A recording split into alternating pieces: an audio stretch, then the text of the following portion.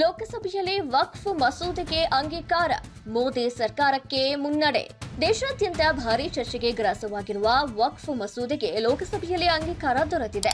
ಸುದೀರ್ಘ ಚರ್ಚೆ ಹಾಗೂ ಪ್ರತಿಪಕ್ಷಗಳ ವಿರೋಧದ ಮಧ್ಯೆಯೇ ತಡರಾತ್ರಿ ಅಂಗೀಕಾರ ದೊರೆತಿದೆ. ಬುಧವಾರ ತಡರಾತ್ರಿವರೆಗೆ ವಕ್ಫ್ ಮಸೂದೆ ಕುರಿತು ಚರ್ಚೆ ನಡೆಯಿತು. ಕೊನೆಗೂ ರಾತ್ರಿ 1:15ರ ಸುಮಾರಿಗೆ ಸ್ಪೀಕರ್ ಅವರು ಮಸೂದೆಯ ಕುರಿತು ಮತದಾನಕ್ಕೆ ಅವಕಾಶವನ್ನು ನೀಡಿದ್ರು. ಒಟ್ಟು 520 ಮತಗಳು ಚಲಾವಣೆಯಾದವು. ಮಸೂದೆಯ ಪರವಾಗಿ 288 ಮತಗಳು ಚಲಾವಣೆಯಾದರೆ 232 ಸದಸ್ಯರು ವಿರೋಧವನ್ನ ವ್ಯಕ್ತಪಡಿಸಿದ್ರು.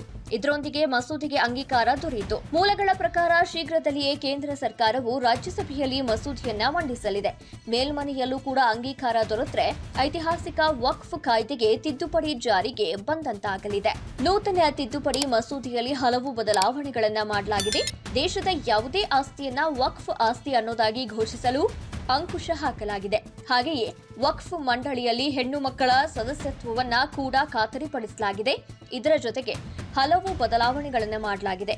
ಇದಕ್ಕೆ ಎಐಎಂಐಎಂ ಸೇರಿ ಹಲವು ಪಕ್ಷಗಳು ವಿರೋಧವನ್ನ ವ್ಯಕ್ತಪಡಿಸಿವೆ.